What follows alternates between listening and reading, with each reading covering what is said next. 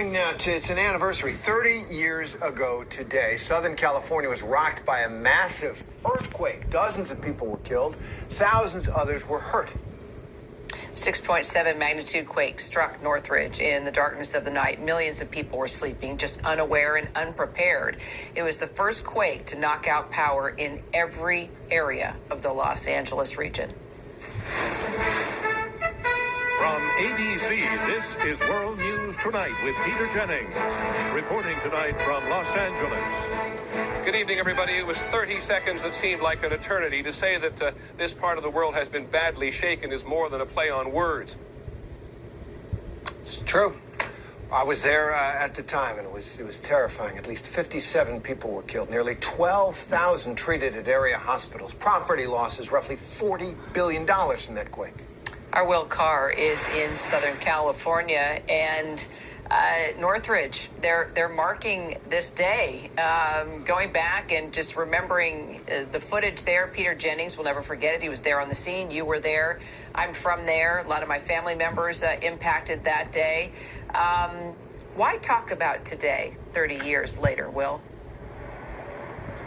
Yeah, guys, you heard Peter Jennings say it right there. The Northridge quake only lasted a matter of seconds, but it packed such a punch that it is constantly on the mind of people who live here in California. Behind me, we have the interchange between the 5 and the 14, and one of the most iconic images was part of the overpass there crumbling. There were fires spread out across this area, power outages, at least 57 people killed, thousands injured, and tens of billions of dollars of damage. So what does this mean for us 30 years later? Well, the USGS just put out a forecast that says that 75% of the country, not just the West Coast, but the entire United States is at risk of an earthquake. That's hundreds of millions of people. Here on the West Coast, we do have an early earthquake warning system, which is something we didn't have 30 years ago. Also, the USGS is asking for everybody across the country, that 75% of people who could be impacted, to have a plan.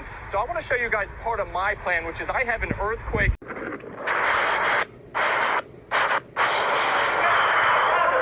Mike, give me a pen. You tell we got monitors knocked off. Okay. In the newsroom. 4:30. Okay, Ken Shocknick is joining us right now. Ken, how you doing? You holding in there, my friend? Good morning, Joe. I'm going to sit down with you in 1 second if they can hear me on your microphone. No. What I have seen on the drive-in, what you have probably been talking to viewers about. On the drive-in, I wonder what that drive-in was like. It's very dark out there because a lot of electricity has been lost around Southern California. Good morning to you. We've had another one of those earthquakes. Joe's been telling you about it. Coming in about 4:31, 4:32 this morning. How's your adrenaline level? The adrenaline level, as always in Southern California times like this, probably just about the same as your own. Please. Okay, yes. Well, we are live here at Fairfax and the 10 freeway. This, of course, is an area that collapsed. Right now, what you're looking at behind me are some construction crews, or actually demolition crews would be the more accurate term. These folks have been brought in to tear this freeway down, a process they hope will take a week or less. Now, the governor was here not too long ago taking a close first-hand look at this 10 freeway. This is one of the 9 bridge structures that have collapsed in the Southland. Now, he was accompanied by a Caltrans engineer, but what the governor saw here really needs no technical explanation. Seeing is believing, believe me. Well, it looks familiar. It looks like what we saw on a somewhat grander scale up there at Loma Prieta when the Cypress Freeway came down, but you don't have the double deck effect here. But you know, it's incredible when you think of the force of these quakes and what they can do. As was just pointed out, the Santa Monica Freeway I-10 was scheduled for a retrofit next month. This is on the Santa Monica Freeway at La Cienega Boulevard as Laurel Erickson attempts to climb up to the top there that has flattened down to the ground. Laurel, be careful up there. Yeah, we are. Now we're up on top of the freeway, and we can see the damage, the buckling. Thank heavens nobody was on this freeway as they were traveling to work this morning. The scene is northbound 5 and the southbound 14. The overcrossing of the southbound 14, as you can see here, has actually collapsed and pancaked atop the northbound lanes of the Golden State Freeway. With me here is Phil Wyrider, who is a spokesperson for the fire department in Los Angeles. We're looking at about a span of a quarter mile of the southbound 14 connector to the southbound 5, which has collapsed. About 5 or 6 vehicles involved in this area. We do not know if there's any vehicles underneath the connector road bridge area because we can't get underneath there. We did have the 2 critical patients, and then we also have a report of 1 female adult that was from the witnesses saying that she was pregnant. She was also airlifted out of the area, but by what agency, I'm not sure. It's an extraordinary scene. This is I-5, one of the main freeways in all of California. Can you imagine what it would have been like to be in that truck or in that Winnebago-style vehicle when the freeway literally dropped away on both sides of it? This really shows you in 30 seconds it bends this, collapses this whole thing. Well, it probably only took 1 or 2 seconds, actually. Is it a matter of design or is it a matter of the construction, the structure? Oh, I don't think you'd find any so-called construction error in this. This is probably built in exactly the same way as it's detailed on the drawing. Drive around, it's heartbreaking, of course, but you have an apartment collapse onto a parking lot. You have a mall cave in. You have all kinds of things. Just buckle and give it up. Is this the price to be paid for living in Southern California? No. Look around at the rest of it. Look around at what didn't happen. You see one building down the street that collapsed. The rest of the street's lined with buildings that have very little damage. So are we doing a good job? You're darn right we are. Because all those buildings that essentially didn't collapse was a matter of success. And many of them have no damage whatsoever. How long will it take to fix this? We got one answer from a Caltrans engineer earlier tonight. From beginning of design to the last day of construction, probably 6 months for a structure like this. But work crews have not stopped to awe at Mother Nature. They will work through the night here, bracing I-10 with huge timbers. At dawn, wrecking machines will begin knocking down the sunken sections. In 4 days, it will be cleared, and the reconstruction can begin. Okay, basically what we're looking at is, we did suffer some damage on the system yesterday, specifically 6 different locations where we had severe damage. Of course, the major problems are the I-10 section of the Santa Monica Freeway west of downtown, the 514 interchange out in the San Fernando Valley, also another section just a little bit north of the 14 interchange, and then 2 locations along the 118 out in the San Fernando Valley. How would you describe what you see here? Awesome. Literally awesome. It's unbelievable to watch this.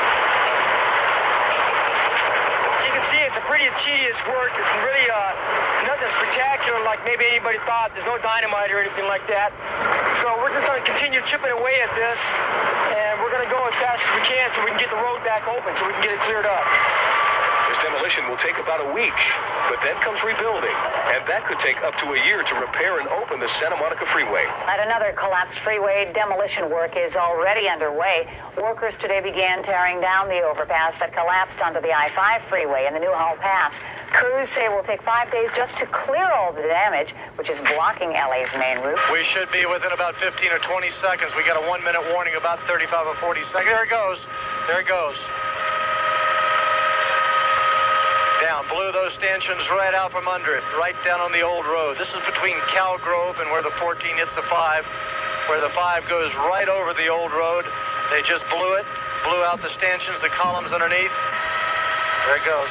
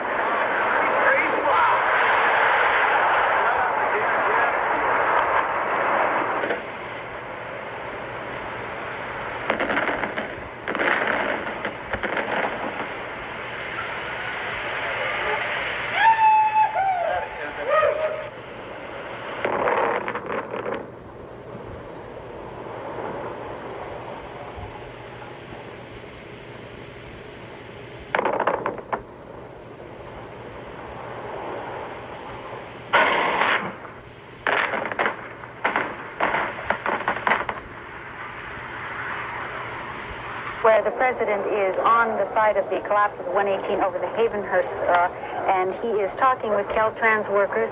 He is surrounded by officials, city and state officials, and national officials as well. You can see Governor Wilson right in back of the president. And while the president was on this overpass, there was a good-sized tremor, a good-sized aftershock. We don't know if we are going to be able to see that or the reaction of the people, but there's a good chance that he felt it just as we all did. Traffic engineers at Caltrans are working non-stop to find ways to make the daily freeway commute tolerable. For people coming in from the Antelope Valley today, it was a nightmare because of the freeway damage at the 514 split. 5 million vehicles travel Southland freeways every day. The earthquake caused severe structural damage to less than a mile of LA County's 571 miles of freeways. But those failures will cause commuting headaches for months to come. It means that all of us are going to have to re-examine how we get to and from work. People should plan on more ride sharing. And by this, I mean more carpooling, more van pooling, riding the train, riding the bus, any way that they can to eliminate trips from our freeway system that's been hard hit. And Caltrans and other commuter organizations are looking for alternatives to make the months ahead bearable. But for now, we all have to be patient and share the ride. Kim Mariner, Channel 2 News.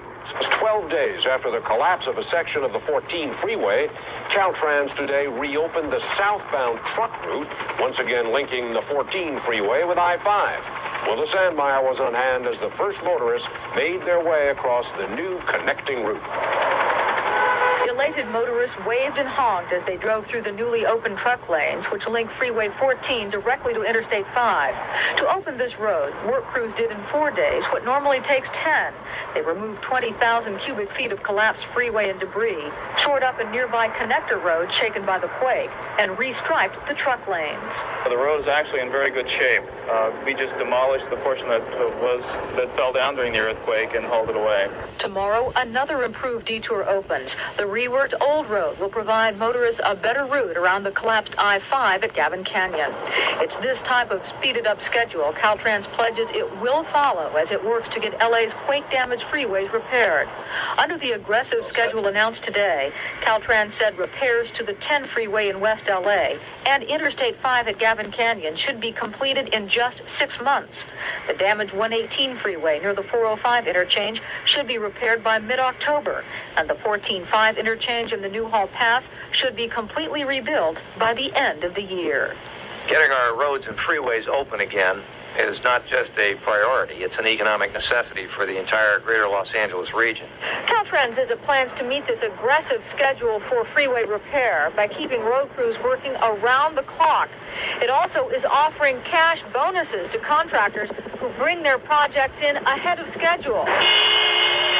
In a major move to improve the commuter logjam along I-5 caused by the freeway's collapse during the quake, Caltrans this morning opened the Old Road detour around the closed section of the freeway between Cal Grove and Weldon Canyon. CHP is going to be escorting the first cars through, so keep your eyes open. The Old Road detour has 4 lanes, 2 heading north, 2 south. By using it, commuters can now shave up to an hour off their commute, according to Caltrans. Since the quake, that commute's been up to 4 hours each way for some. Those taking the detour say it's literally like driving on the road to recovery for the first time in 12 days. It's amazing, I think. In 12 days, pretty fantastic, considering the damage in so many places. Yeah, I think Caltrans has done an incredible job. I was surprised that I thought I was going to have a longer wait on the freeway. Caltrans workers are also celebrating. They've been working 24 hours a day, often not seeing their families for days, to open this detour. Caltrans officials say it'll be at least a year before the 5 and the 14 interchange is complete. Meanwhile, this detour is expected to handle about 40% of the 135,000 cars and trucks that used this freeway before the quake. Commuters are having an easier time of it now thanks to a new westbound detour around the damaged Santa Monica freeway. Caltrans officials say the new westbound route is only operating at about half capacity, even though it saves carpoolers between 10 and 15 minutes in travel time.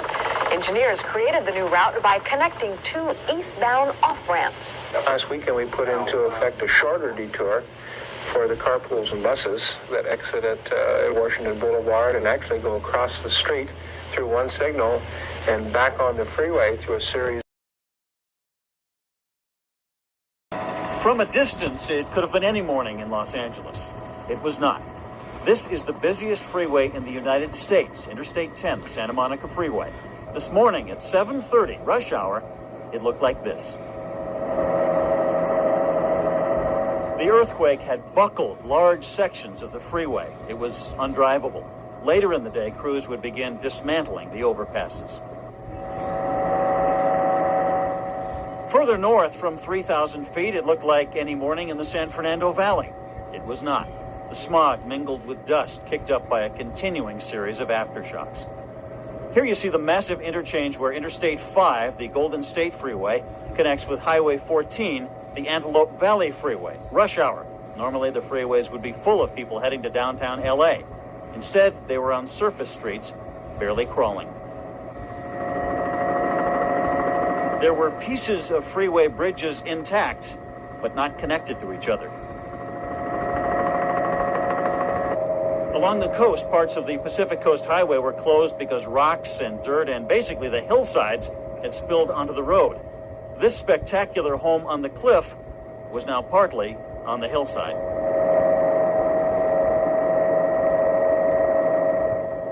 Other homes were perched precariously with not nearly as much ground underneath them as they had 2 days ago. The structures made of brick were hit hard. The State Beach Cafe crumpled. The beach deserted. You couldn't drive there.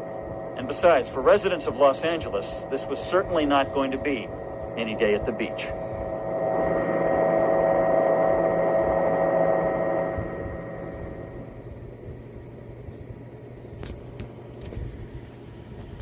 Following a crash involving a FedEx truck. Take a look at this picture tweeted out by Caltrans. According to Caltrans, 3 right lanes on the I-5 South near Castaic are currently shut down. The crash happened just south of closed on the Grapevine following a crash involving a FedEx truck. Take a look at this.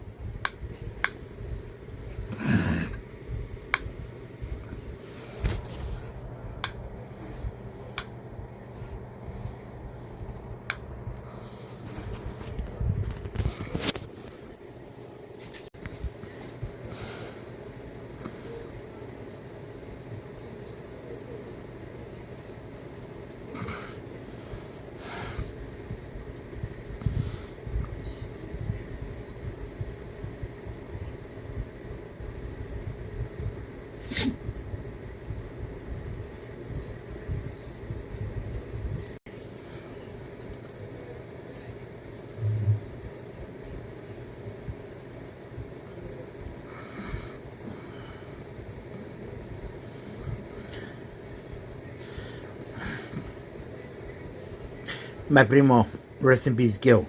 He used to write this Grapevine all the time. The day he passed away, everybody knows, after the Northridge earthquake 1994, he was one of the trucks that his brakes failed him and everything. He was one of the rescues after the earthquake. He came down from Madera and he was about to pick us up. He wanted Jojo and me to go with him. He also wanted George. He wanted to get him a better job. So, primo, rest in peace, Gil. 31 years ago today. I love you, primo. I love you and I miss you. And I should have been with you. And I love you from the bottom of my heart. Everybody knows all the shit that he went through. And I just want everybody to know that my primo is always going to be remembered. Especially on this direction. Everybody knows the Grapevine. This is his last ride. To a lot of people it might not be important, but to me it is important. I should have been there. I should have been with him. And I thank God that God spared me and gave me a different chance. After this, me and my tío Miguel, Oralia, Irene, and everybody, my tía Alicia, my tía Rebecca, and everybody, we end up going to Madera. This is his last ride. Everybody that knows my primo Gil, he was the love of the family. He was the excitement. He was the inspiration. He was everything for us. This is his last ride. So So if no one ever remembers, I want you guys to know what he went through, what he did, and what he's always going to be doing for our family. He was the first in a generation. He was the first one that passed away in our family. After him, most of our family passed away.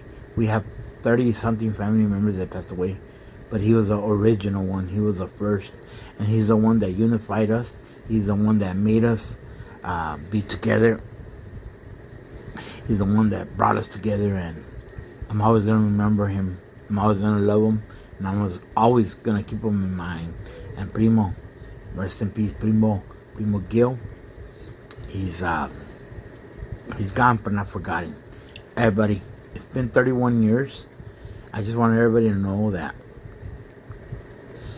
seeing these videos and going through this grapevine, the way he went through it, it's horrific. It's hard to watch it, but I just want everybody to know more or less this is what he saw, this is what he felt before he passed away. And everybody knows the stories that he was the only trucker in our family.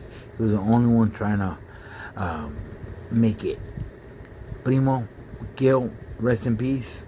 He missed his off-ramp, and he eventually found traffic. He didn't want to cause any more conflict than what he did in life.